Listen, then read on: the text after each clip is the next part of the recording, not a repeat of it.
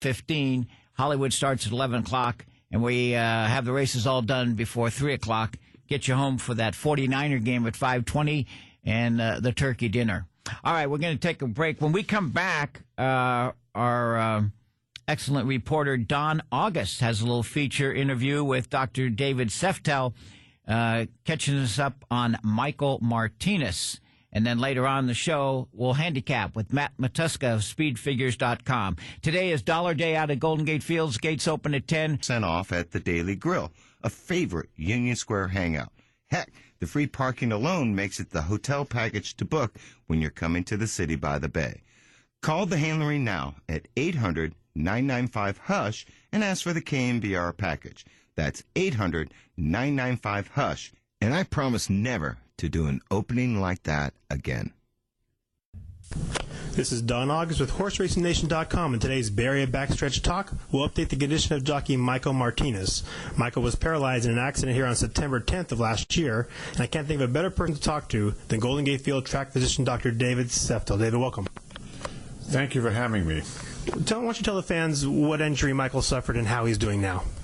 Michael suffered a very severe spinal cord injury affecting the area between T4 and T7, that is the thoracic or mid-back area. Michael is an extraordinarily courageous young man. He has dedicated himself to doing daily physical therapy, and he's obviously also been surrounded by a lot of his friends and family, and that's made a huge difference to his recovery. Recently, he's been visiting with me at Golden Gate Fields, as well as with a lot of his friends and colleagues here. And the support from the community has been a very critical component in his recovery. And I heard you just got back from a trip too, right? Yes, he spent his daughter's first birthday party in Puerto Rico. And Puerto Rico is, of course, the home territory for his wife, Charlotte. And he had an absolutely amazing time and came back really reinvigorated.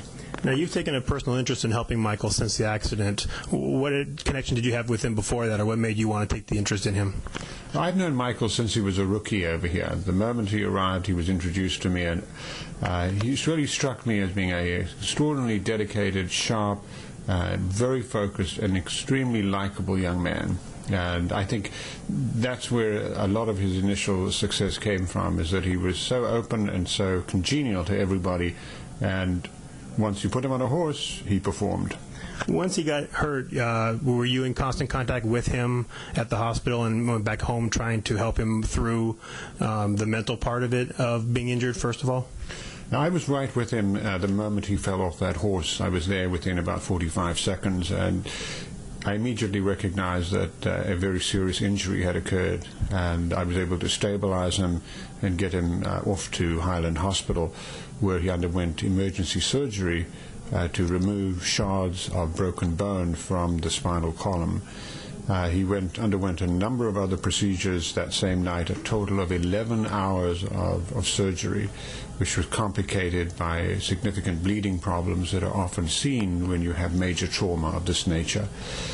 But true to form, he was able to pull through, and over the next couple of days, his condition improved dramatically.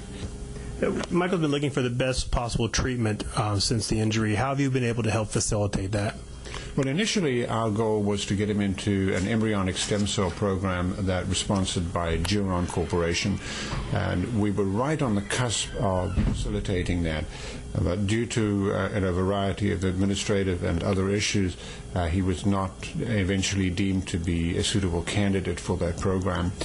However, I have personally not given up on these options for him and have been aggressively pursuing other options for him. One of them was a similar program in Geneva, Switzerland. However, due to administrative issues there, he was also deemed not to be a suitable candidate.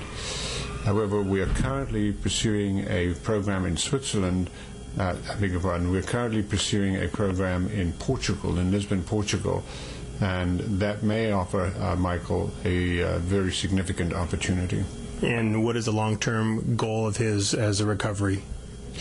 Well, the goal for Michael, ideally, is for him to regain movement and sensation in his lower limbs. And I bet knowing him like you do, you're probably sure that he's the guy that can do that. Undoubtedly. This is an individual who has an incredible amount of courage, tenacity, and mental strength. And what is very important is that he has been focusing on building that physical strength and improving his mental focus and mental fitness in anticipation of the procedures that we're seeking for him. I know he's got the whole racing community behind him, and I'm sure with people like you helping him out, he'll be able to recover soon. Thank you very much for your time. Thank you. Jingle